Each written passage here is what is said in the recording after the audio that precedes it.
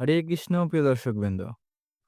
তো রণক্ষেত্রে অর্জুন তার সামনে বিপক্ষে সেই মুহূর্তে যখন সে তার আত্মীয় স্বজন বন্ধু বান্ধবকে যুদ্ধ অভিলাষী হয়ে যখন সে দেখলেন, তো সেই মুহূর্তে তখন তাদের অর্জুনকে দেখে অর্জুনের শরীর অবশ হয়ে যেতে শুরু করলো, মুখ শুকিয়ে উঠতে শুরু করলো এবং আরো বিভিন্ন রকমের শারীরিক বিকলাঙ্গ দেখা দিতে আরম্ভ করলো।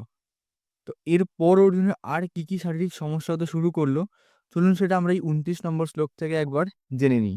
২৯ নম্বর শ্লোক কি বলছে? বেপথুশ্চ শরীরে মে রোমহর্ষশ্চ জায়তে গান্ডিবং সংসতে হস্তাৎ ত্বক চৈব পরিদহতে। অনুবাদে বলছেন, আমার সর্বশরীর কম্পিত ও রোমাঞ্চিত হচ্ছে, আমার হাত থেকে গান্ডিব খসে পড়ছে এবং ত্বক জ্বলে যাচ্ছে। অর্জুনের আরো কি কি সমস্যা হচ্ছে? শরীর রোমাঞ্চিত এবং কম্পিত, মানে শরীর কাঁপছে এবং ভয়ে আতঙ্কে তার ভেতরটা যেন ফুলে ফেঁপে উঠছে। তার সঙ্গে তার হাতের গান্ডিব, যা তাকে অগ্নিদেব দান করেছিল তার তপস্যার সন্তুষ্ট হয়ে, সেই গান্ডিব তার হাত থেকে খসে পড়ে যাচ্ছে এবং তার সারা ত্বক জ্বলে যাচ্ছে।